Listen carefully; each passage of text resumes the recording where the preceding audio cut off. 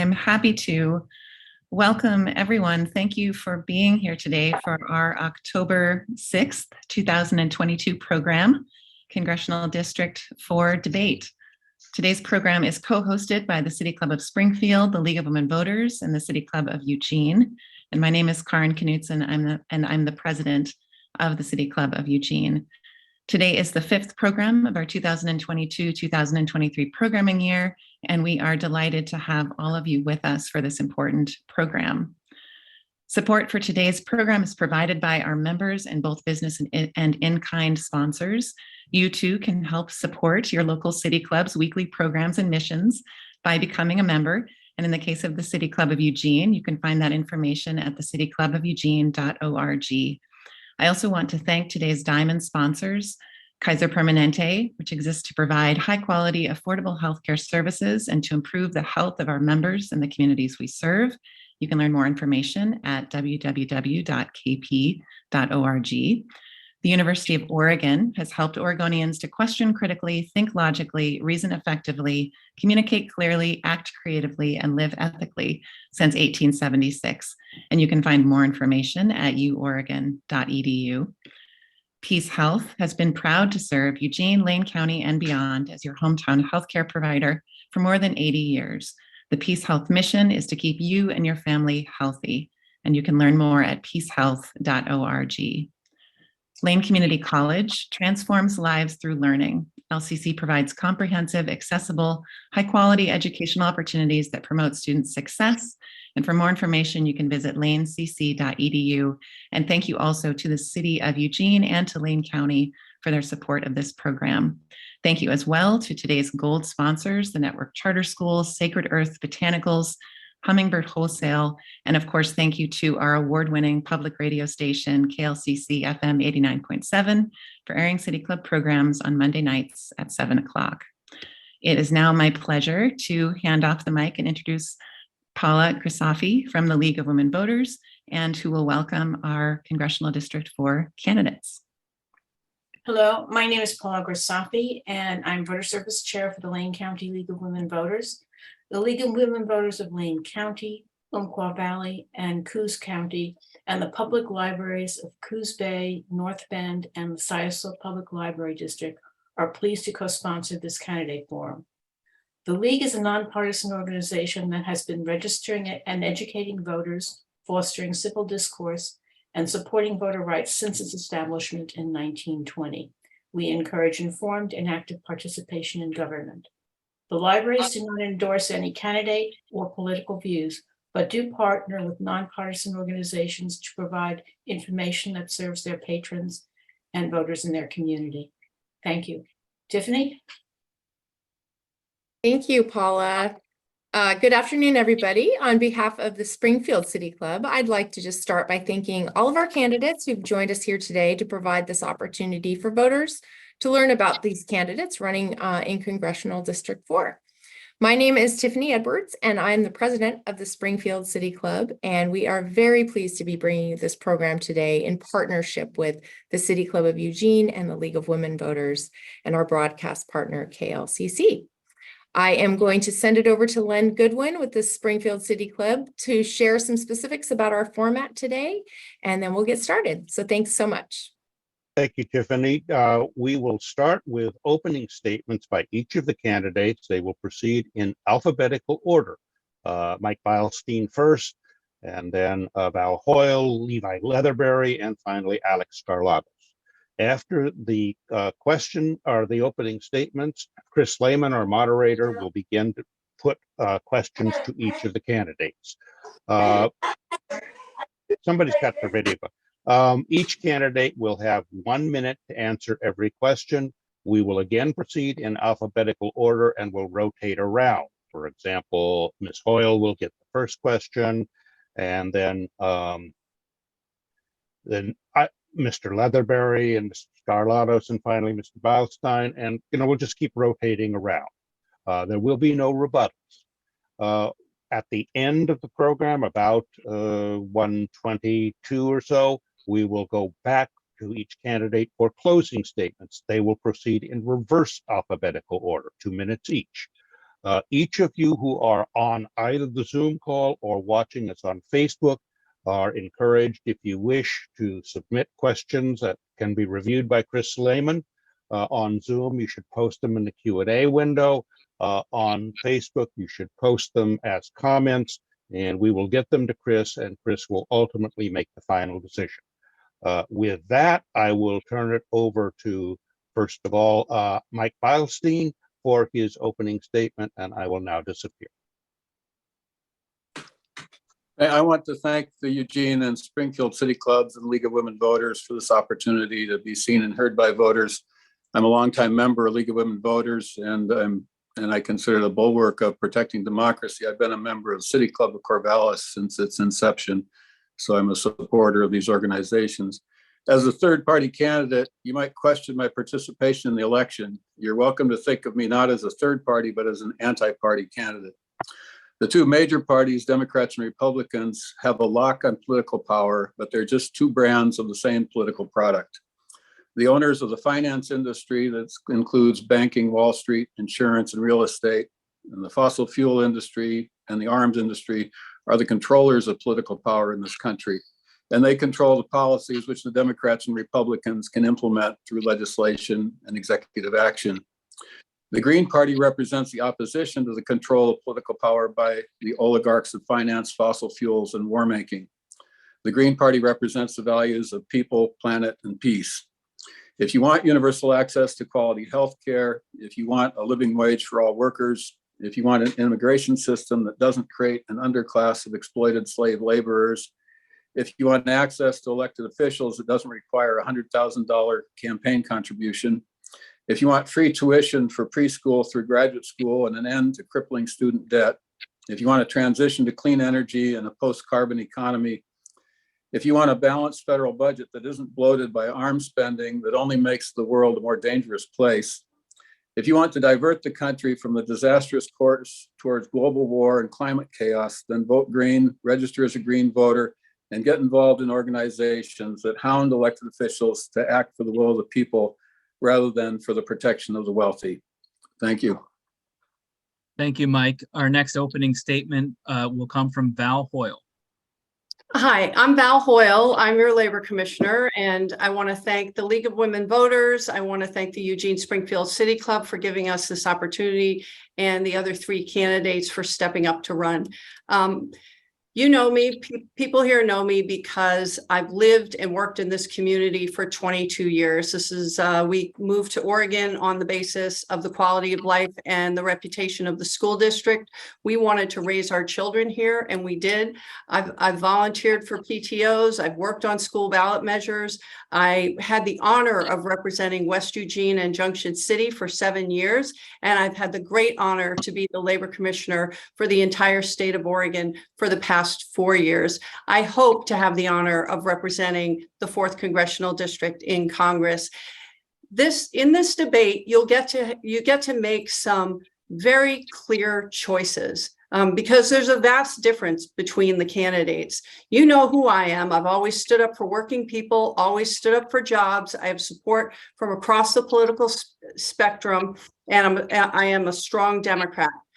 My main opponent, Mr. Scarlatos, 4 years ago when he ran for county commission in Douglas County, he ran as an ultra-conservative. 2 years ago, when he ran against Peter DeFazio, he ran as a MAGA candidate, and now he's running as a moderate independent because he knows that his extreme positions will not get him elected. So when in this debate, please listen for who can really do the job. And again, you know me, I've delivered time and time again for this district, and I would be honored to do that again for you in Congress. Thank you, Val. Our next opening statement comes from Levi Leatherberry. Hi, I'm a local farmer, an independent, and a libertarian candidate as well. Both these parties want to provide an alternative to the two you see before you today, the Republican and the Democrat. She just told you that how different they are, but they always focus on social issues that never go anywhere because financially they're the same. Behind the scenes, the ones increasing housing prices are donating to both these campaigns. The ones increasing healthcare prices and pharmaceuticals. Even the beginning of this discussion of pharmaceutical companies helping sponsor this right now. This is why prices are affecting you in healthcare, the grocery store, the pump. They're all products of this sort of oligarchy in DC, and both parties financially are the same. I'm trying to provide an alternative where we actually target the finances, the financial corruption at the heart of our democracy that is corroding things that affect us in our everyday lives. I'm a farmer. I've seen how my land changes based on their policies, how my ability to feed my family is affected by their policies. And they will promise and promise until the end of time that they will change these things. But if you look in their pocket and look at their fundraising, they cannot, because you cannot be funded by the problem and also be the solution at the same time. Why can't people just run for office and not take money? Mike already put on this issue. Every election, we try to warn you guys, and you keep picking the same teams. Please consider new blood in this system. Thank you, Levi. And next for an opening statement is Alex Scarlatos. Oh, yeah. Thank you so much for having me and putting this on. I'm excited for it. I graduated Roseburg High School shortly after joined the Oregon Army National Guard, did a 9-month deployment to Afghanistan. After I came home from, the terrorist attack and all the other wild experiences I've had over the last few years, I saw that our district was hurting. We're actually the poorest congressional district in the state of Oregon. We've had Democrat leadership for the last 48 years in this congressional district, and I think it's time for a change. Unfortunately, inflation is 8.3% right now, which means you're working 1 month out of the year just to pay for the added increase in inflation. I think that's absolutely unsustainable. We have had a very tough time managing our forests because we frankly don't manage our forests. There's a lot of room for compromise on that issue. I think that I can represent this district best because I am the only one incentivized to work with both parties. This is a Democrat by 4 percentage points district. I cannot win this seat without winning the unaffiliated and some Democrats as well. I cannot stay elected unless I appeal to that same group as well. This is a very competitive seat, and I think you're seeing that by the amount of attention that both of the candidates are receiving from the National Party.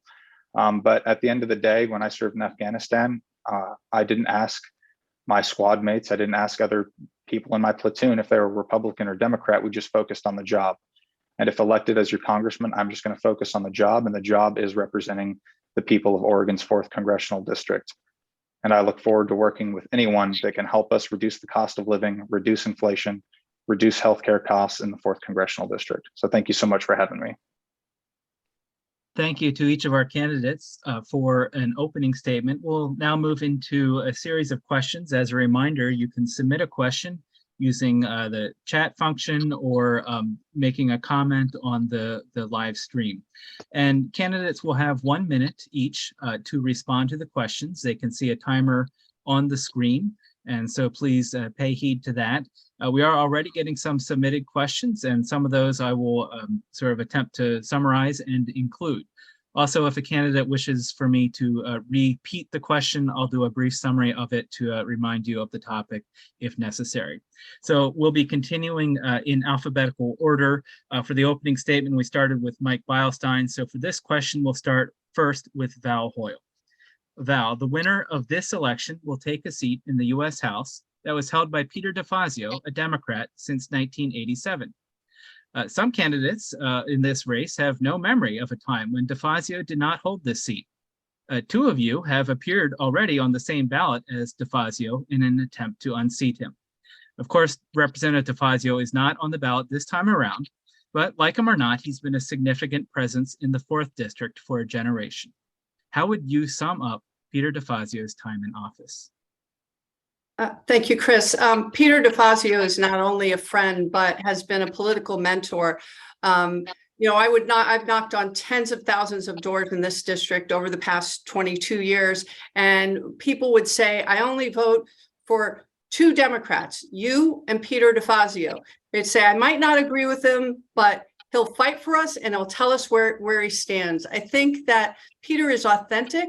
He fights for the district. He fights for common sense solutions. And he doesn't play politics with, he's willing to challenge anyone regardless of the party for what he believes is right. He's brought a lot home as committee chair and as a committee member of Transportation and Infrastructure. I received his endorsement in the primary. I have his endorsement now, and I would like to continue that type of leadership going forward. Thank you, Val. Next, the question to Levi. I'm sorry, once again, you actually cut out when you asked the question. Sure. So I was asking candidates to sum up Peter DeFazio's time in office over the last 3+ decades. Yes, actually, me and Alec both grew up under his rule. I've never known Oregon without DeFazio. So that means a lot of the problems I grew up with that got worse were under his rule. He has a positive reputation. He has done positive things. His reputation in this House is pretty good because he challenges both sides throughout time. However, when it comes to actions, he's the head of the infrastructure committee, one of the most famously corrupt sectors of the American economy, construction, where roads cost more in Oregon than they do in Paris or in Italy, where we get gouged with prices every time we build anything. And that has gone unchallenged. So the words are great, but the actions are getting more and more corrupt every year. So I'm not so sure how good he was about corruption, but about words and promises, he was very good. Thank you, Levi. Alec? Yeah, I would like to say, I mean, DeFazio was in office longer than I've been alive. So he's been there for quite some time. And I think as the chairman of Transportation and Infrastructure, I think he did a great job of bringing money for transportation infrastructure back into the district. That being said, I would have liked to see maybe more done to expand the Port of Coos Bay. I would have liked to see him do more work inside the district so that we're not the poorest congressional district in the state. But I think that he does have a great track record of constituent service. Anyone that wrote his office with a problem would get it handled. And that's a legacy that I would love to continue. As your congressman, I will have a team of staff dedicated just to constituent service, to helping constituents of the district deal with the government bureaucracy that is so difficult to navigate. Thank you, Alec. And Mike? I was on the same ballot with Peter DeFazio 5 times, so I know him very well and consider him a friend. I've never run against Peter DeFazio. I think of all the progressive Democrats in Congress, he's one of the best. But at the same time, it took a lot of pressure on him to get him to finally support the Medicare for All bill. I think he continued to vote for military spending at times when I thought he shouldn't have. And his infrastructure was always concerned with expanding the infrastructure the transportation system that we have now, which I think is kind of a dead end. We need electrification of transportation, both rail and automobile. And so I have a lot of admiration for Peter DeFazio, and I'm sorry I'm not running against him again. Thank you, Mike. Our next question will first go to Levi Leatherberry. Levi, the Washington Post today reported that nearly 300 so-called election deniers are on the ballot in races around the country this fall, including many who are running for seats in Congress. Can you state without equivocation who won the 2020 presidential election? And more broadly speaking, what, if anything, should be done to bolster Americans' confidence in the electoral process? I think that Biden won in 2020, and I don't have any problem saying that, because a lot of the corruption doesn't come during the general, it's during the primaries, when all the millionaires and fundraisers make sure that only candidates who take the biggest donations get through. So that's really where the corruption happens. If we want to improve it, we can remove primaries, or we can try to invest more in getting money out of politics, which is the main complaint people have. It's not that they don't have good promises. Politicians have famously excellent promises. The problem is actions. So that, I think, taking money out or not doing primaries would be a good solution. Thank you, Levi. Alec? Yeah, I mean, gas is $5.50 a gallon in Oregon. Inflation is 8.3% nationwide. We lost 13 American lives withdrawing from Afghanistan in the last week of the conflict in the largest ground attack in the entire global war on terror's history as terms of loss of life. Unfortunately, Joe Biden is absolutely the president of the United States, and I think we are suffering because of it. Thank you, Alec. Mike? I have no doubt that Biden won the 2020 election. As far as improving democracy, I think, one thing the Green Party has supported for a long time is ranked choice voting. I think that would help to ensure that whoever's elected has majority support. So that's something that I think would help. I think also getting the money out of political campaigns would restore people's faith in it. Right now, it's really a matter. People win elections based on their bank accounts, not on policies or their personal virtues. But thank you.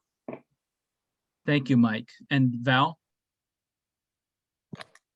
I absolutely know that Joe Biden won the election. And one of the reasons that I'm running is I think that our democracy is on the verge of collapse because of these election deniers. And I believe that we need to overturn Citizens United. I would love to see ranked choice voting. I think we should have paper ballots. The way we vote in Oregon, we have more access than anywhere else in the country, and it is a great system. I'd like to see vote by mail expanded.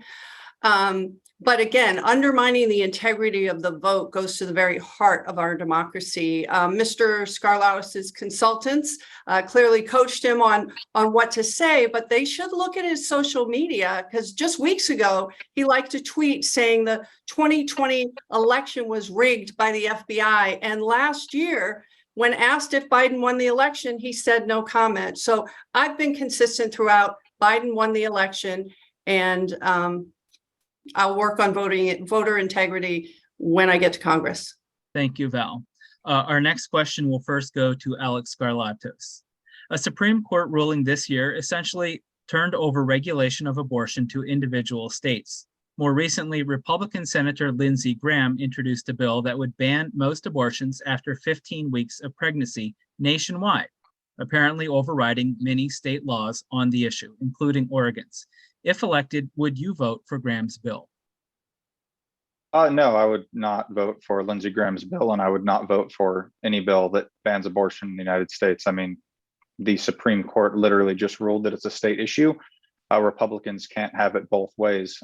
It's either a state issue or it's not. I'm a states' rights advocate myself, and I will not vote for any new abortion bans or anything along those lines one way or the other, because it's a state issue. It's now a question for the governor's candidates, state Senate candidates, and state rep candidates. But thank you. Thank you, Alec. Mike?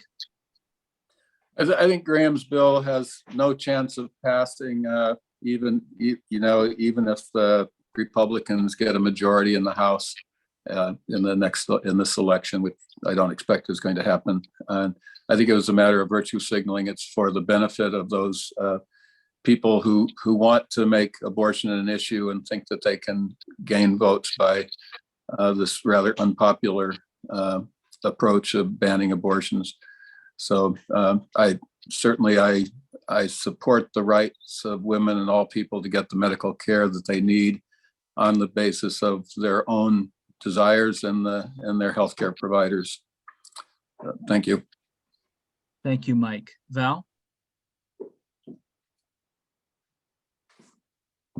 So this is a personal issue for me. I'm the only one here who's been pregnant, who's given birth, and who's lost a pregnancy. 1 in every 5 pregnancies ends up in a miscarriage. I can't imagine going to a lawyer or a politician to get permission to get life-saving or health-saving medical procedure. And I am unequivocally pro-choice. I worked in the legislature on bipartisan bills to expand access to healthcare, to have have insurance companies cover 12 months of contraception. And women's healthcare needs don't change because they cross state lines. Now, Mr. Scarlatos has ads saying he will protect women's access to healthcare, and he conveniently left out one word: reproductive. So, you know, Republicans have said what they were going to do. They said they wanted to overturn Roe versus Wade. They've said they want a national abortion ban. When people tell you who they are, you should believe them. And that's why I'm running. Thank you, Val. Our next question will first go to Mike Beilstein. Mike, what approaches do you advocate for to ensure that Americans have access to affordable, quality health care? Yeah, I've supported the Medicare for All approach for more than 20 years. I've worked with the Mid-Valley Healthcare Advocates and Healthcare for All Oregon to try to establish a statewide single payer system. So I think I would actually prefer a socialized medicine program as they have in Cuba or Britain, but I think American public would more easily adapt to the single payer approach. But I think a good way to achieve single payer would be just to take Medicare and reduce the age requirement in a gradual way. So maybe each year we could reduce it by another year. So people could enter at 64 and then next year at 63 and 62. So I think that would be a great approach to bringing about healthcare for all in this country. Thank you. Mike. Thank you, Mike. Val?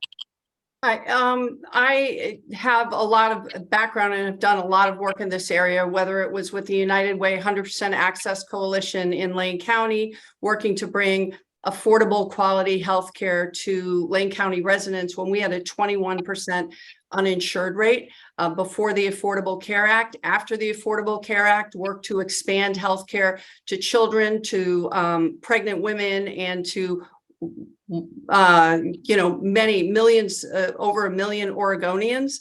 I think that Americans should have access to Medicare. When people don't have health coverage, it makes our communities sicker. I do think that the Affordable Care Act, although I would have written it differently, it allowed 1.7 million Oregonians to have protections in healthcare. And so I do not support rolling it back like my opponent, Mr. Scarlatos. Thank you, Val.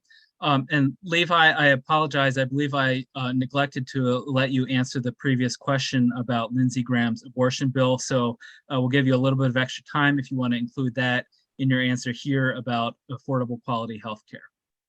Yes, I'll do the abortion bit first. I support abortion. This district supports abortion.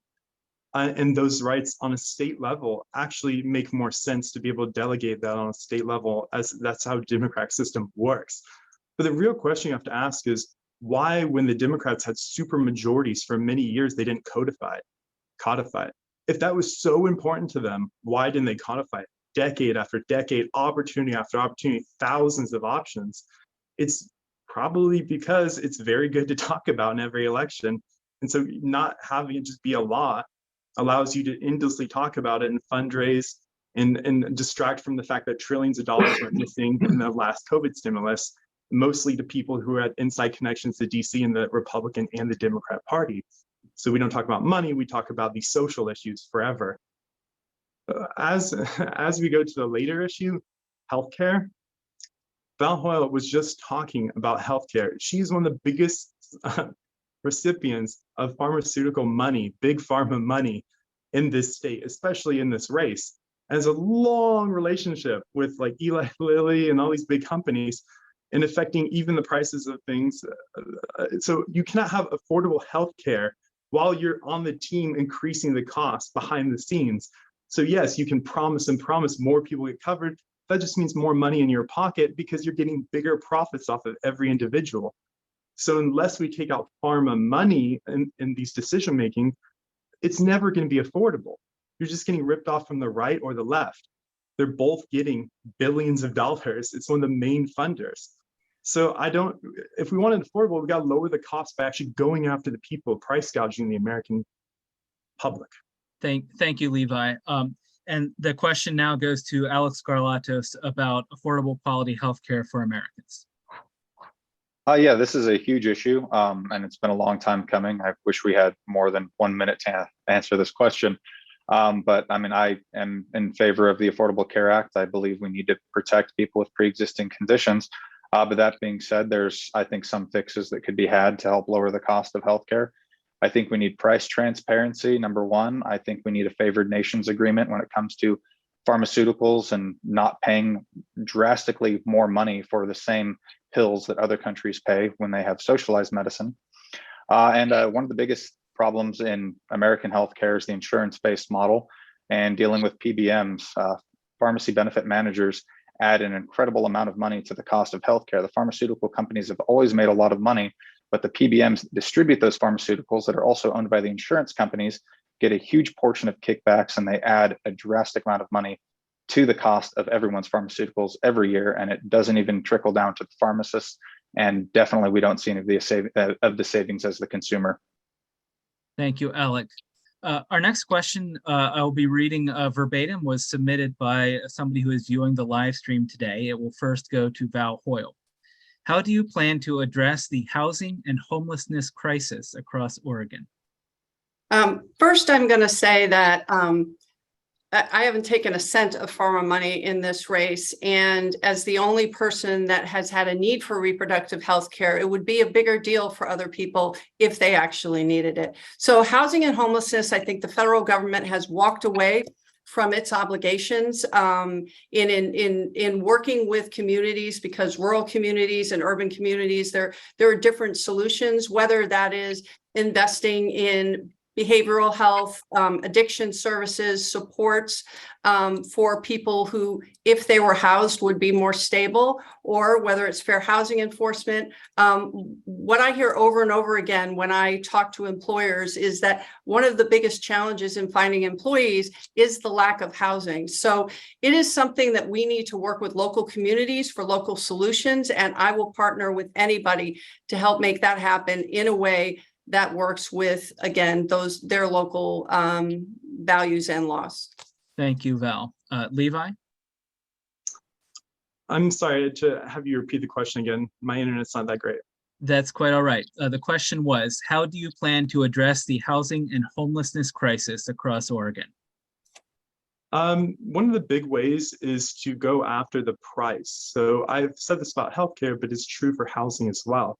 If you actually look at housing prices and why they're going up, it's not purely supply and demand. There's big actors, from mega contractors who get sweetheart deals and no bid contracts from federal candidates like these ones. And also on the housing level, the people who fulfill those contracts and where the money disappears, real estate moguls, and a lot of stuff that happens on Wall Street. If you don't look into the bank accounts of politicians who benefit from real estate deals, you're never going to get cheap real estate, because the regulator who's supposed to be catching these guys changing the prices is the one actually helping change them. So we're like, oh, we're having this problems with affordable medicine and housing, and homelessness is just spiking all across the country. It's because we're making life harder and harder for everyday people. Thank you, Levi. Alec? Oh yeah, so this is another one where I wish we had a lot more time to get into it, because it's really kind of two separate issues. Obviously, there's the cost of housing, which has always been going up, and that's, I think, mostly due to a supply and demand problem. Also, I think it's something around 30% of housing purchases are done with cash, usually to large investment banks. So we need to cut out investment banks buying houses out of speculation, and we need to cut out foreign interests buying houses in the United States, which also drives the cost up. And then on homelessness, I mean, that's a much more in-depth issue when it comes to drug use, cost of housing, mental health. And that's a very tricky problem, because the federal government has a certain responsibility, the state government has a certain responsibility, and local government has a certain responsibility, and they all have to work in concert to really have any dramatic change on the homelessness in this state. And unfortunately, I think Eugene has some of the highest homelessness per capita in the country, but I'm out of time. Thank you, Alec. The question now goes to Mike. I think a big problem with housing in general is that it's treated as an investment rather than as a utility. The cost of housing continues to go up, whether that you're purchasing a house or renting, much more rapidly than wages in this country. And so that's kind of pushed people who were desperate at the bottom, who were barely hanging on to housing. They're pushed into homelessness.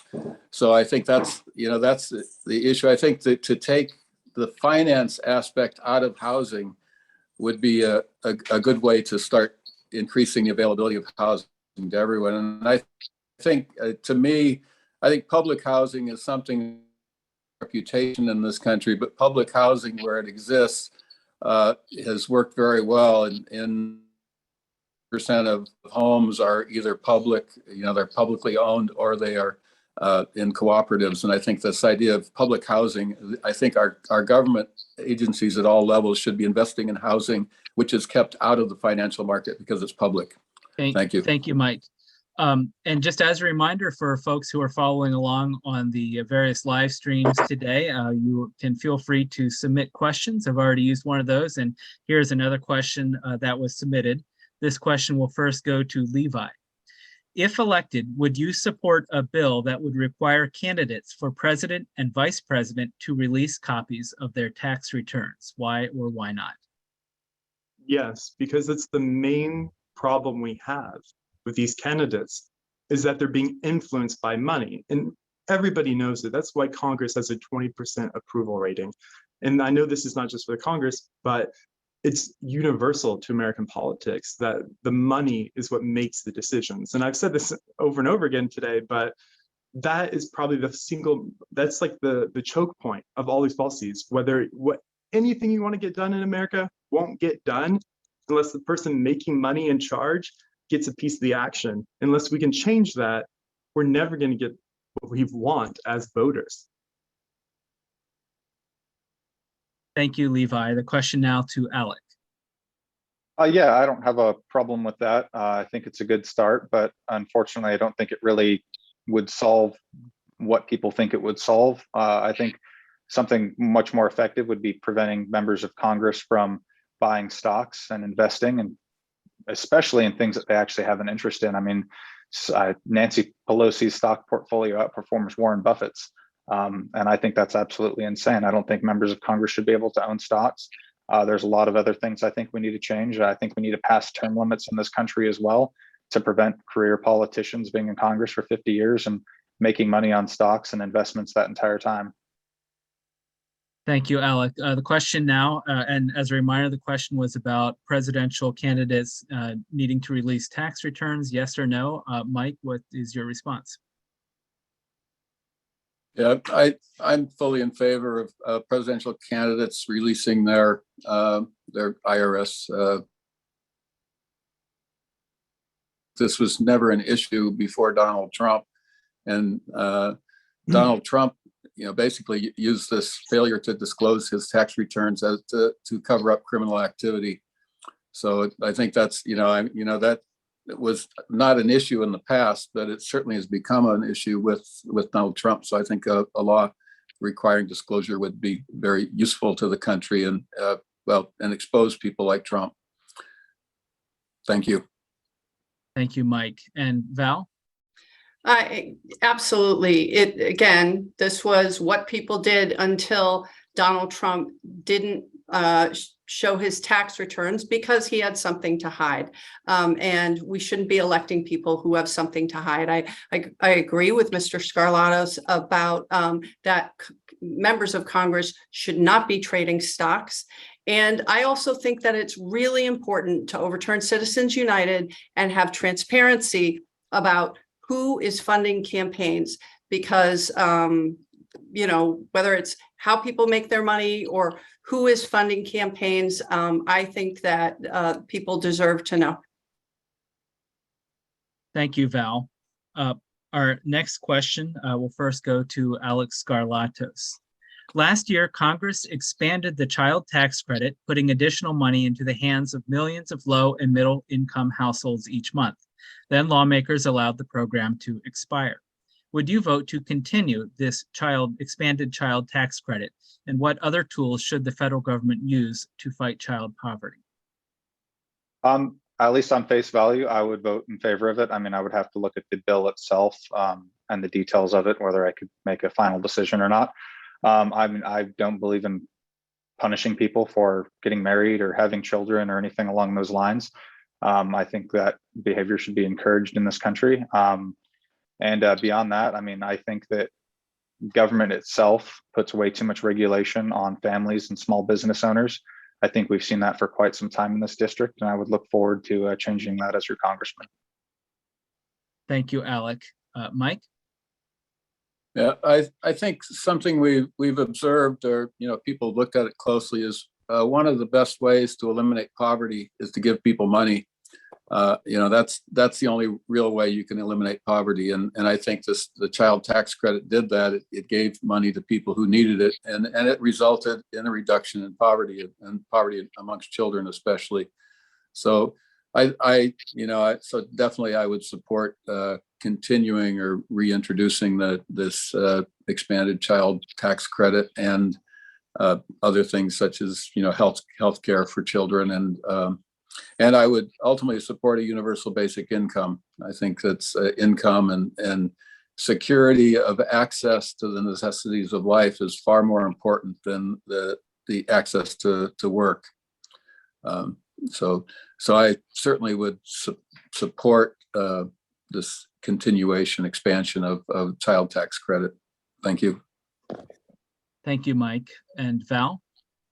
Absolutely. When we had the child tax credit, we halved child poverty in this country. We cut it in half. So these are kids that are not going to bed hungry. These are kids who have families that can afford quality childcare, and that is something that we should be investing in. Every single person I know has trouble paying for childcare because it's really expensive. When my children were young, my husband and I worked split shifts because we couldn't afford childcare. So I think when children do better, we all do better. So I think, yes, bring back the child tax credit.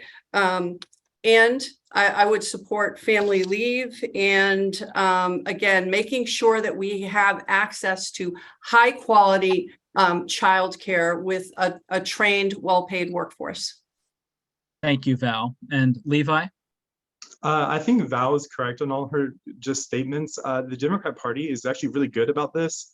The data shows that investing in eliminating childhood poverty has a lot of good outcomes for society. The main difficulty, I mean, everybody wants to support children not being poor, right? Morally, but a lot of people battle over the price. But I would mention just 2 years ago when the COVID stimulus passed, there's only 1.7 something trillion dollars in circulation. And every man, woman, and child in this country. And they spent that money, both these parties working together over and over again, and gave it to companies that helped their races. So we could have eliminated child poverty by this year with that money multiple times over. So putting the money where the mouth is the main issue, but they have good policies. Thank you, Levi. Our next question is a question that was submitted by a viewer today, and it first goes to Mike. Unemployment during the coronavirus crisis reached record levels in Oregon. How would you help our local economy recover from the effects of the coronavirus? As I stated earlier, I think access to services, access to the necessities of life is more important than access to work. I think we have to adopt a new attitude towards work. Partly because of the environmental degradation that's occurred through expanding work. I think this emphasis on jobs is inappropriate. We can have more jobs, but people should be working less. I think, work ultimately comes down to taking available resources and turning it into garbage and landfill. And I think the less of that we do, the better. We need to meet the necessities of life, but we don't need to be constantly expanding our use of resources, which is what economic growth consists of. So I think this new attitude towards work has to be something we have to worry about, meeting people's needs rather than meeting their need to destroy the environment. Thank you. Thank you, Mike. And the question now to Val. So when we came out of the pandemic, the once in a century pandemic, people went back to work, and we've recovered all those jobs and then some. But again, as I visit employers, the number one thing I hear is that they want to find a trained workforce. I think we need to look at how we train our workforce differently. And it is one of the things I'm most proud of doing as labor commissioner. For the 50% of jobs that need more than a high school degree and less than a college degree, the apprenticeship model, where you train people to an industry standard, whether that's firefighting, behavioral health care, or building trades, paid supervised on-the-job training so people don't have to learn for free, and then certified classroom instruction. We can get people trained for good jobs that are available now. We just need to match people who want to work in a certain field with the employers that are willing to hire them. And we're doing that and leading in Oregon in that way. Thank you, Val. A question now to Levi. Small businesses, everybody knows, had a really hard time during the pandemic. We've had unprecedented amounts of small businesses and jobs being lost to everyday Americans because of this event.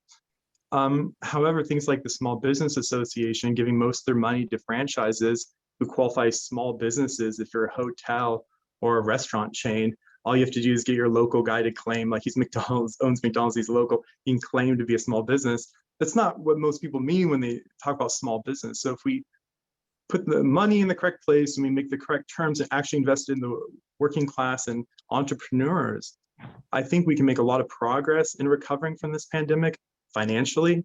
In terms of health, that's an individual decision, and we just need to invest in making healthcare more accessible to people in these events. Thank you, Levi. And the question now to Alec. Oh, well, I agree with Levi that the pandemic was incredibly harmful for small businesses that were forced to close while Walmart was allowed to stay open and Amazon was allowed to stay open, and all these large businesses, their revenue shot through the roof because there was no small businesses competing with them. I think that was absolutely counterproductive, and we're seeing the consequences of that now. Again, we are the poorest congressional district in the state and have had 48 years of one-party rule in this position. I think it's time for a change. We need to get back at a bare minimum to a natural resource-based economy, actually get back out and at least salvage log and thin the forest to prevent forest fires, which would create income to the counties and jobs.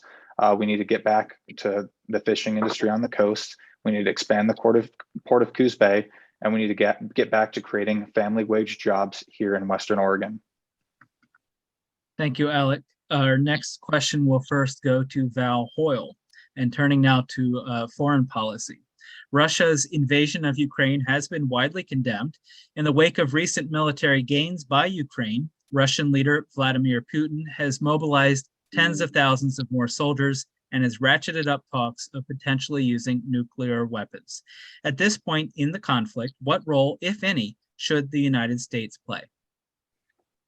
I have to say, this is the first time since my children have been born that we haven't been at war, and I am firmly against sending Americans to fight foreign wars. However, when what happened with Russia was that they invaded a sovereign country, a sovereign democracy. NATO came together to support Ukraine and the Ukrainian people. To let that happen would have created an incentive for, more world powers, whether it was Russia or China, to take over sovereign countries. So I think as a world leader in coalition with other world leaders, we made the decision to send support to the Ukraine, and I think that was the right choice, and we should continue to do so. Thank you, Val. Levi? I've lived outside of America for a long time, long enough to not trust our military industrial complex. I think that helping Ukrainians is good because Putin shouldn't have invaded, but I think that it's become so incredibly profitable to stay in there, and all the money we keep giving them, and this enormous amounts of billions and billions of dollars to one of the most corrupt countries in Europe, the money disappearing on the ground and not actually going to fighting the war even, is going into corrupt politicians' pockets and making corruption even worse in the country. And so I think if we could find a way to support the people, but not this giant military industrial complex, that would be ideal. However, like things like the pipelines getting blown up and that being questionably the American thing, it's very controversial right now. But America stands to profit enormously from this. And even though there's no real evidence, I can say clearly either way, you kind of look at this complicated situation and you realize that profit really seems to be driving it, and not this deep caring for the Ukrainian people who are being used as like cannon fodder for these big profits. Thank you, Levi. The question now goes to Alec. Yeah, so I served in Afghanistan for 9 months. Like I said, I know what long drawn out conflicts can very easily turn into. So I'm very cautious about any expanding role that we would have in Ukraine. Again, especially after our withdrawal from Afghanistan was handled so poorly. Not a single general resigned or was fired after that. After 13 Americans lost their lives, and we still have that same leadership today handling Russia and Ukraine and potentially China and Taiwan. We already probably have boots on the ground in Ukraine, whether our government's willing to admit it or not. And we are sending them billions of dollars of foreign aid and weapons. And I think that's absolutely plenty. They've been able to hold off Russia so far, and I don't think we should expand our role any more than we already have. Thank you, Alec. The question now goes to Mike. Yeah, well, I guess I'll preface this by saying it's clear that the invasion of the Ukraine was a war crime. I'm not going to try to excuse Russia on this. However, I would not say that it was unprovoked. Since 2014, the United States has supported a war against the breakaway regions in the Donbass. It killed over 14,000 people. Prior to this Russian push to end this by forcing Ukraine, and there's an expansion of military activity in the Donbass that provoked the Russians into this, and the thoughts of possible Ukraine joining NATO. Very soon after the war had started, there were negotiations between Ukraine and Russia, which would have led to a peace at an early stage. The United States and Britain stepped in diplomatically and told the Ukrainians, no, you can't do this. And it is a proxy war. The United States is at war there. It's just we're killing Ukrainians and Russians instead of Americans. Thank you, Mike. Thank you. Our next question will first go to Levi. And this is a question that was submitted by somebody watching the live stream today. The treatment of women is a key factor in the selection of any candidate. How do you suggest the United States, and this district specifically, end the epidemic of violence against women, as well as sexual assault and sexual harassment? Actually, there's been some positive news on this front statistically. Domestic violence in some parts of America have gone down significantly. It's by investing in resources for these women who are getting mistreated by their spouse or their loved one, by giving more resources, by alleviating poverty, and it's a multifaceted issue, just by making life better for everyday women, by getting higher salaries, by getting higher opportunities to start small businesses and be leaders in the community. I think that it's hard to approach it from any one policy, but like a system of policies that value them higher. And our current system doesn't put enough money into this issue. Thank you, Levi. The question now to Alec.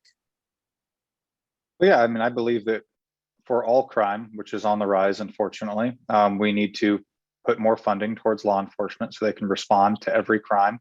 We need to elect better DAs and fund them as well so that they can prosecute all crimes. I don't think that this is isolated towards necessarily just women. I think crime, again, across the board, especially violent crime, has gone up, I think 800% just in Portland. This is a systemic problem across the country, and we need more funding for law enforcement and DAs to be able to go after people and prosecute crimes. We have plenty of laws on the books, we just need to enforce them. Thank you, Alec. Question now goes to Mike.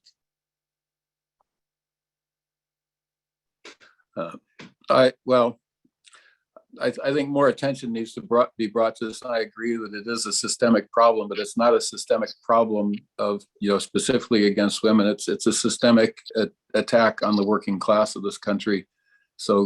increasing opportunities for women, increasing the economic disadvantage that women are under now, their ability to leave a situation of abuse. I think all these things need to be worked on, and but certainly education and economic opportunity for women are, and attention of law enforcement to the issue can provide some help. And but I think we have a patriarchal culture, and I think it's going to take a long time to overcome that. But we can start by empowering women where we can. Thank you, Mike. I think we lost our timer there briefly, so appreciate that. The question now goes to Val. So gender discrimination is not something that can be purely legislated. It's our culture, and whether there are laws for equal pay for equal work, or passing the Violence Against Women Act, which had previously been bipartisan and is really important. Women, low-income women, and women of color suffer disproportionately from discrimination. And so I think, again, things we can do: pass the Violence Against Women's Act, make sure that there is funding for labs to process rape kits, make sure that we're prosecuting people who commit crimes, pass laws like the red flag laws, and make sure that people convicted of domestic violence have a harder time accessing firearms. All of these things are true, but fundamentally, equal pay for equal work, funding childcare, and paid family leave, I think, are right there on the top of things that we can do. Thank you, Val. As a time check, we have about 20 more minutes of questions, and then each of the candidates will have a closing statement. Appreciate everybody's good, concise answers, and for allowing us to get to as many questions as possible today. Our next question will first go to Alex Scarlatos. In August, the most recent month for which figures are available, the U.S. Customs and Border Protection reported 203,000, quote, encounters along the southwest land border. It's an average of more than 6,500 every single day. The agency also says more individuals encountered at the border will be removed or expelled this year than any previous year. First of all, what is your reaction to those numbers? And secondly, what proposals do you have related to the current immigration system? So yeah, the current immigration system absolutely needs to be reformed. I mean, we cannot afford to allow that many people into this country on a yearly basis, not only unvetted, but also unhoused, and we have no idea what their intention is in this country. We need to be able to vet and know who is in this country legally or illegally. And unfortunately, we're not doing that. We need more funding for Border Patrol. We need to actually prosecute these people that are coming over illegally and encourage them to come through legally. We also need to reform the legal side of our immigration to make it easier and reduce wait times. My own father was an immigrant to this country. I absolutely believe in healthy immigration. It just should ebb and flow with our economy. But unfortunately, our immigration system right now is broken, and we need a lot more resources down at our southern border, if nothing else, just to vet people coming into this country and stop the flow of fentanyl and other drugs. Thank you, Alec. Mike? Yeah, I think the United States is creating this crisis, through the poverty and the warfare that we have supported in Latin America, especially. So I think it's not, and climate change now. So it's not something that we didn't create ourselves. I think it's not the poor governments of Guatemala or El Salvador. It's how the United States has interfered in those governments that is creating this crisis. I think the United States needs a clear path for hearing asylum cases. I think that the idea of having to wait over a year until an asylum case is heard is unforgivable. We need to beef up the resources to deal with that, and we need to be planning on integrating these people into the U.S. economy. I think this great shortage of workers could be solved by immigration. That's how we've solved labor shortages in the past. Thank you. Thank you, Mike. Val? So my husband immigrated here when he was a teenager, and I'm a second generation American. My family came here to find economic opportunity and to, flee religious persecution. There have been 2 comprehensive immigration reform bills that had substantial funding for border security. One in 2008, one in 2013, that started out bipartisan and Republicans killed. We need to stop pointing fingers. This is about national security. This is about, helping employers. This is about us being a world leader and ensuring that those people who are refugees, whether they're climate refugees or coming from war, are treated with respect. We also, we have DACA students that are here, and I think it's important. These children grew up here and they should be able to stay here. So I think we need to put aside the politics and focus on a comprehensive immigration reform bill that would provide for border security and also a much more humane policy, and stop playing politics. Thank you, Val. The question now to Levi.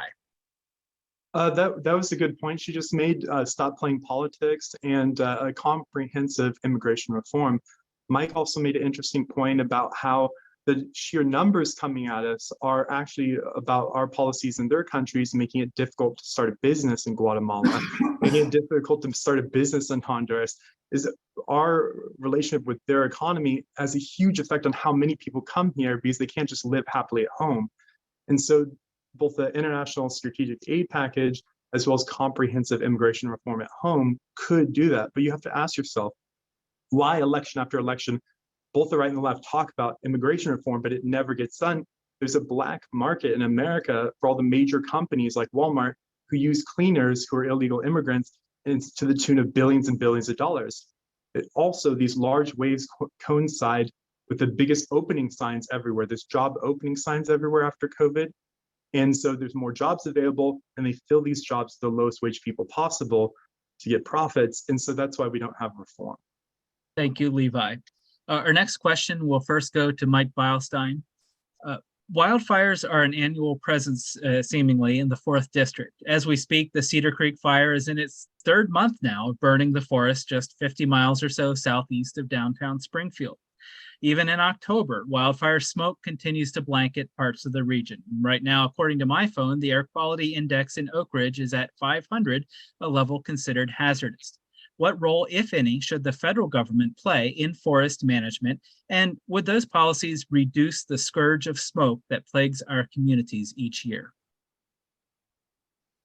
Well, I think we've come to realize that wildfires are a natural part of the ecosystem we live in. And I think, we have to manage to live with that. We need to reduce the danger to habited areas by wildfire, and we need to use managed fires to reduce the damage of big gigantic fires. I think overall the federal government should be encouraging or forcing people to go to protect old growth forests and to manage tree farms, and going to a longer rotation period. I think because of the issue of carbon sequestration in forests, we should not be cutting any trees that are less than 80 years old. But the tree farms tend to be to exacerbate the problem of wildfires rather than end the problem. Thank you, Mike. That question now to Val Hoyle. There you go. Yep. This is personal for me. I was evacuated in the 2020 fires and was co-chair of the Wildfire Recovery Council with Treasurer Tobias Reed, where we worked to figure out what to do, first of all, with people that are displaced, and how do we make sure that we're better situated the next time fires happen, whether that's public information about defensible spaces or making sure, I think one of the most important things we can do is make sure that the federal lands, the state lands, and the private timberlands are collaborating and cooperating on how they're handling fire and tree harvesting. So I think we all want to preserve old growth. We all want to make sure our watersheds are protected. We all want to make sure we're not having these mega fires. But, and we all want to make sure that we are sustainably cutting timber. But the bottom line is we're having these fires because of the climate crisis. And unless we treat that like the crisis that it is, this will only get worse. Thank you, Val. A question now to Levi.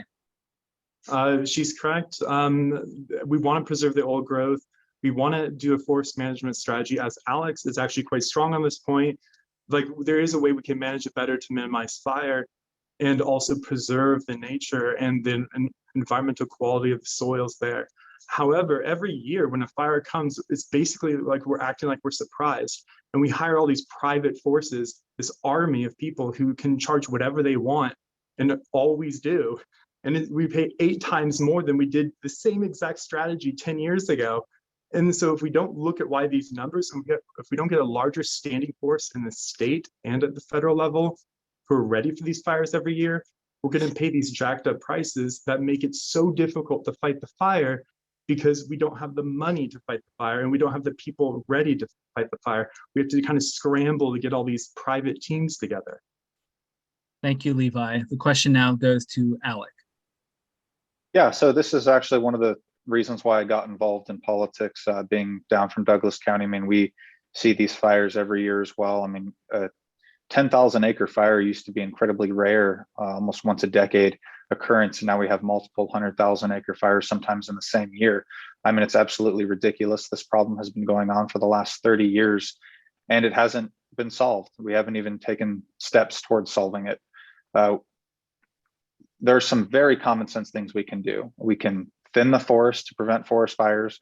We can salvage log after a fire has burned through an area. There's more carbon dumped into the atmosphere from a forest fire decaying on the forest floor than the actual forest fire puts into the atmosphere itself. So salvage logging is good for the environment, plants new young trees, the forest bounce back much quicker. But instead, again, we're not doing that. We salvage less than 1% of burned timber on federal land. 70% of all new fires start on federal land. This is absolutely the federal government's responsibility, and I would look forward to solving that as your congressman. Thank you. Thank you, Alec. Our next question will first go to Val, and I'll preface this by saying we've gotten 8 or 10 questions submitted on this topic, so clearly of interest, and I will read one of those questions verbatim. If elected, what specific policies and legislation will you advocate to reduce our country's greenhouse gas and methane emissions, freeze construction of new coal-fired power plants, and invest in a new clean energy economy? So I was very proud to be able to vote on the Coal to Clean bill, being the first state in the nation to move off of coal power. We need to do everything we can to move away from utilizing fossil fuels, not just because of the climate crisis, but just from a national security perspective. The Inflation Reduction Act, which was passed with only Democratic votes, invested more money in green jobs so that we can more quickly transition to green energy. And I think continuing to do that, every single bill should be a bill investing in transitioning to a green energy economy, but doing it in a way that doesn't leave workers behind. As I've said, I work very hard on workforce support and expanding apprenticeship, and these are really, really good jobs. And we need to address the climate crisis like the crisis that it is, whether it's expanding broadband or, again, green energy technology, but we need to do it with American workers and American manufacturing and employing Oregonians. Thank you, Val. A question now to Levi. So whenever we're talking about protecting the environment, we have to identify who's actually degrading it. Now, we know that there's many, many different things, from businesses all around the world to our diet, towards what we eat. All these things go into one thing. But one big thing you have to remember is that the Democrats and the Republicans are older than the fossil fuel industry. From its infancy, from the first day, they helped grow it up. Like, they're involved financially in all these plans. And even when it comes to the Green New Deal, a lot of them are the people supporting the Green New Deal are getting some of the biggest funders from fossil fuels behind the scenes. So they're saying one thing and doing another. That's the biggest problem with the environment. For decades, they've been saying one thing and doing the other because of money. And so we need to actually confront the politicians who are getting these fundraising and cut off the ties between them if we want real action. Thank you, Levi. The question now to Alec. So yeah, when it comes to, I mean, I have an above all energy approach. I think we need to become energy independent in this country again. Again, gas is $5.50 in Oregon. That's incredibly too high. Our middle class cannot afford that. But also, I mean, we do need to take into account the climate. We have been reducing our carbon footprint, the United States, every year since 2001. But for every ton of carbon that we put in the atmosphere and we reduce, China, India, and Southeast Asia are putting 10 times more into the atmosphere. We need to stop treating them like a third world country and like they're special and like the Paris Climate Accords do not apply to them. If you care about the climate, we need to hold China, Southeast Asia, and India accountable as well. I mean, we're trying to put in, like I said, a wind farm off the coast of Coos Bay, and I would agree that we could do that as well to help offset the amount of carbon. But again, we need to work with the fishermen on the coast and move it slightly farther offshore so that it's not hurting the fishing industry either. It needs to be a balanced approach. And again, I don't think we're balanced right now. Thank you. Thank you, Alec. And the question now goes to Mike. Well, I've been a longtime supporter of Citizens Climate Lobby, and I won't say a lot about it except that it's promoting a program of carbon fee and dividend where carbon or fossil fuels are taxed at their point of entering the economy, either at mine or wellhead or at ports where they're brought in, and then that tax is returned on a per capita basis to citizens. And I think, and so this is kind of an economic fix that I think could have a lot of benefit, although it won't solve the problem entirely. The Inflation Reduction Act, although it makes bigger investments in clean energy than we've had at any time in the past, it also it expands or guarantees an expansion of lease options for fossil fuels from federal land. So it's kind of like nothing positive has been done about climate or any environmental issues without giving some benefit to the fossil fuel industry along with it. And so I think the main thing is we've got to stop using fossil fuels. Thank you. I'd say Mike. more, but I'm out of time. All right. Thank you. Our next question will go first to Levi Leatherberry. Measure 114 on the Oregon ballot this year would create a permit system for the purchase of firearms and would also place limits on so-called high-capacity ammunition magazines. Do you plan to vote for or against Measure 114? And secondly, what, if any, proposals do you have for gun regulation at the federal level? I actually probably wouldn't support it, even though I do want progress made towards gun violence. But a law that comes down to enforcement of existing laws. Our existing laws are good and could be slightly tweaked to have high efficiency. It's easy to pass new legislation with no teeth that never actually comes into reality and only affects a few small people who really care about this issue, not the average person. The average person needs to be able to defend themselves. And a lot of these capacity limit things are really about making your at-home firearm that you currently have that holds like 15 unusable because you make it to like 7 or 8 or 5 or 10, you have to buy a new gun. So it's really just about making everyday Americans' life harder rather than it is about safety or making the country better. Thank you, Levi. The question now to Alec. Yeah, so I would say that I survived a terrorist attack in the middle of a gun-free continent, for God's sakes, and this guy still got a fully automatic AK-47 and a handgun.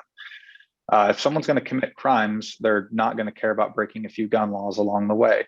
So the only people that are restricted by these new gun laws are law-abiding citizens, like Levi said, that have guns at their home for practice shooting, target shooting, or for home defense. And the Second Amendment protects that, and I do not believe in new laws that would regulate it. Again, criminals do not follow gun laws. That's been proven time and time again. The only people you're restricting are the law-abiding citizens. There are tons of guns in this country. We have a violence problem, not just a gun violence problem. Crime is on the rise all across this country. We don't prosecute people for the laws that we have on the books, for God's sakes. The president's own son lied on a background check, got a handgun, dumped it in a garbage can outside of a school, and was never prosecuted. We need to prosecute people for breaking all laws. Thank you, Alec. The question now to Mike. I'll vote for 114. I don't think it's enough. I think on the federal level, I think we probably need a new Supreme Court if we're going to have effective gun laws, that will reduce violence. A big problem is the failure to go after the manufacturers and the retailers of weapons. They should be held responsible, but they're protected right now by federal law. I think the Supreme Court has not paid attention to the Second Amendment, and where it starts out with the reference to a well-regulated militia. And I think that, there's nothing in the Constitution which prevents gun laws which would actually protect the public, but the Supreme Court has chose to interpret this as an inalienable right to own what weapons you want to have, and I don't think it is a real right that's protected by the Constitution. Thank you. Thank you, Mike. And the question now goes to Val. So in the United States, we have a gun violence problem. We have more mass shootings than any other first world country, and that is indisputable. Oregonians and Americans should be able to go to their house of worship. They should be able to go to the grocery store, and children should be able to go to school without being worried about being murdered. This became very real to me when one of my constituents' nieces was murdered at Sandy Hook. And after these 20 children were murdered, 6-year-olds going to school, we did nothing. I was proud to sponsor the background check bill because as a gun owner, and like almost 80% of all gun owners, Democrats and Republicans, I support background checks, common sense gun safety measures. But the federal government has done nothing. So we should keep guns out of the hands of people who are a danger to themselves and others. We should pass background checks across the country. And, I hate dead kids. And, we cannot just keep turning a blind eye when children are being shot when they walk into school. Thank you, Val. We have time for one more question, but I'll encourage you to keep your answers very brief on this one. This was submitted by somebody viewing today, and I'll have to say it's a question I've never asked in an Oregon political forum before, but it is a federal issue.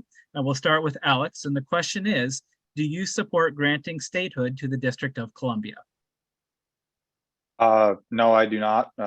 I think that that's a very slippery slope, and we would have to grant statehood to a lot of other places, including territories. I think we have 50 states and a very balanced government currently, and I think we should let it be. I mean, the Constitution's pretty clear on what DC is and what it isn't. Thank you, Alex. Mike? Yeah, I support statehood for Washington, D.C., and I guess I'd support statehood for these territories as well. I think that it's unfair that citizens of Washington D.C. or Puerto Rico don't have the full rights of citizenship, the ability to participate in elections. So yeah, I'm for statehood for D.C. Thank you, Mike. Val? Yeah, Washington D.C. and I think Puerto Rico, whether they have. It is the definition of taxation without representation. They are taxed, they have to follow US laws, and yet they have no representation. So I would support statehood for Washington, D.C. Yes. Thank you, Val. And Levi? I would support statehood. Mike had some good points on Puerto Rico as well. A lot of people answer this question because they assume it'll be Democratic or liberal and it'll switch the balance against the conservatives. And it's like this political gerrymandering in the background. I don't care about that. I care about the fact that they pay taxes. They have more people in DC than some other states, and they don't get represented at the federal level. I think just as a democracy, we need to uphold those values. Thank you very much. Thank you all for the questions that were submitted today. Wish we could have gotten to more, but I appreciate the candidates' willingness to answer as many questions as possible today. We'll close with 2-minute closing statements, and we'll go through the candidates in reverse alphabetical order, which means that for the first closing statement, we turn to Alex Skarlatos. Yeah, I would just like to say I appreciate the opportunity to talk to everyone, let everyone know what I actually believe and what I'm running for. This has been a long, arduous process for me. I've learned a lot over the course of the last few years. Like I said, I got into politics due to our lack of forest management, the fact that we're the poorest congressional district in the state. And unfortunately, since entering politics, things have only gotten worse. Again, we've had 48 years of one-party leadership in this congressional district, and we're significantly worse off for it. Gas is $5.50 a gallon. We're the poorest congressional district in the state. You saw how we withdrew from Afghanistan. Inflation is through the roof.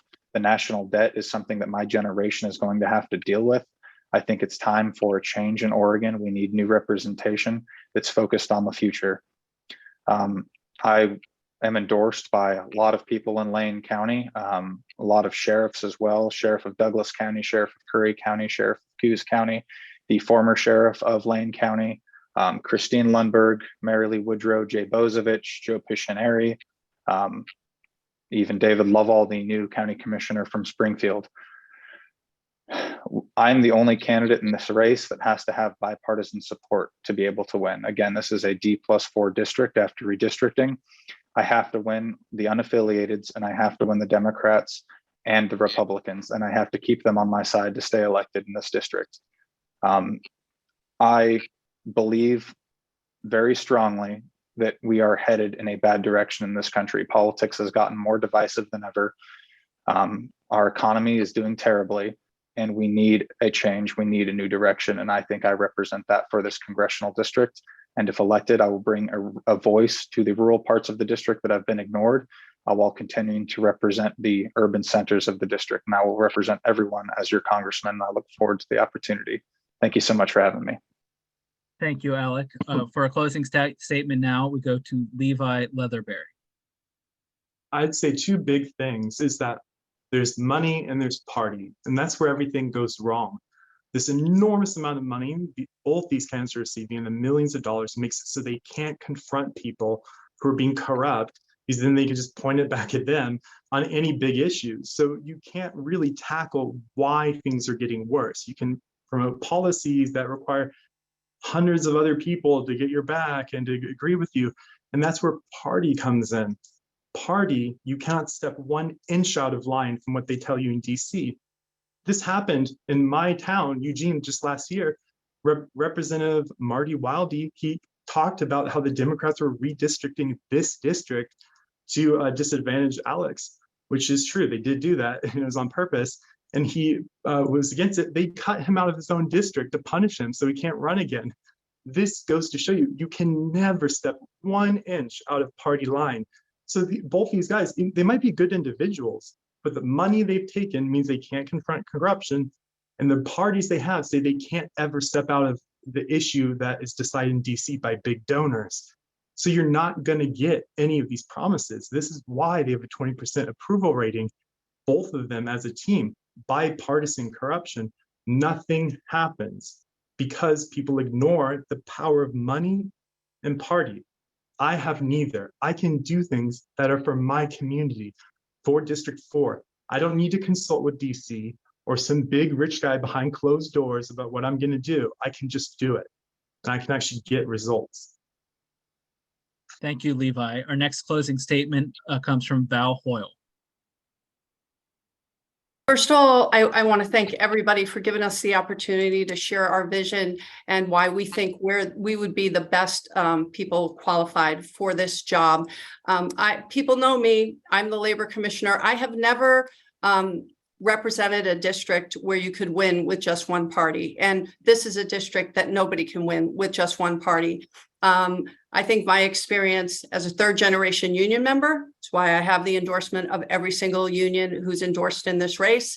My 25 years in business in retail, manufacturing, distribution, and international trade gives me a lot of skills. And, I've signed the front and the back of a paycheck. It is why I'm supported by many business leaders and elected leaders in this state. My work as labor commissioner running an agency, I understand how government works. I know how to pass a bill. And I have support from the broadest spectrum of support from anyone in this race because I've earned it, because people know me. I grew up, I brought my kids up here. I have worked here. I have volunteered here. So whether it's working to get the workforce needed for the Coos Bay port long before I decided to run for Congress, or just getting things done. I've delivered time and time again. And there is a stark difference. You wouldn't know it from listening to Mr. Scarlatos or looking at his website. You'd think he was a Democrat, but he has said in his own words, he does not believe in a minimum wage. The jury's out as to whether humans cause climate change, and that he cheered on the overturn of Roe versus Wade and said that he would not federally fund Planned Parenthood, where women get their health care. So there's a stark difference, because I will stand up for aggressively addressing the climate crisis. I will stand up for a woman's right to choose. I will stand up for democracy. And I will stand up for working families. And I would be honored to get your vote. And thank you for listening. Thank you, Val. Our next closing statement comes from Mike Beilstein. This is my opportunity to tell you why you should vote for me, or maybe why you should not vote for me. I like the quote from Emma Goldman, who said, "If we could change anything by voting, it would be illegal." And I don't want to discourage anyone from voting, but I believe there's more to democracy than just filling out a ballot every few years. Emma Goldman was emphasizing that progressive change only comes from mass organizing. We have the 40-hour work week, child labor laws, and equal rights for women, almost, because of mass organizing by the trade unions. And Jim Crow in the South ended because of demonstrations led by heroes like Martin Luther King, John Lewis, and Malcolm X. The war against Vietnam ended because of the student and veteran-led mass protests. My political activity started in response to the first Gulf War. I was sickened that the United States cut off all possibility of a negotiated settlement and instead started bombing Iraq, and then continued to bomb Iraq for the next 12 years while imposing sanctions responsible for the death of 500,000 Iraqi children. From anti-war organizing, I branched out to other political activity. I was elected to the Corvallis City Council through my activity in the Corvallis Living Wage campaign. Since 1995, I've worked with Healthcare for All Oregon, and I'm still working to achieve universal single-payer healthcare. I worked on the campaign for ranked choice voting for Benton County commissioners, which succeeded. And this year, for the first time, Corvallis City councilors and mayor will be elected by ranked choice voting. I worked on many campaigns that were not 100% successful, and I'll continue to oppose the militarism that enriches billionaires by vacuuming resources from nature and from workers, and impoverishes this country and endangers the world. A green vote means that you're on the side of social justice, environmental wisdom, democracy, and nonviolence. Your green vote may be a protest, but is a step towards building the mass movement that can save our country from the horrors of global war and climate chaos. Never miss an opportunity to vote green. Thank you. Thank you, Mike, and thank you to all of the candidates in the 4th Congressional District who joined us today. Thank you for everyone who tuned in online or on the radio. And at this point, I'll turn it back over to City Club for some closing thoughts. Thank you, Chris, and thank each of you. Thank you all, the audience, and all of our candidates for joining us today and sharing your perspectives on these important issues to help voters stay informed. The Springfield City Club, in partnership with the League of Women Voters, will be hosting another virtual candidate forum next week, House District 7. And that'll be Thursday, October 13th. And we invite you to join us by Zoom or live stream on the Springfield City Club's Facebook page. Details can be found at springfieldcityclub.org.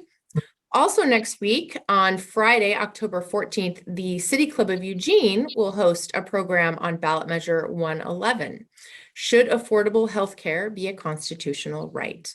More information can be found at cityclubofeugene.org.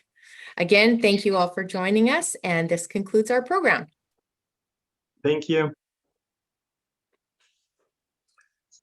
Goodbye all. Goodbye.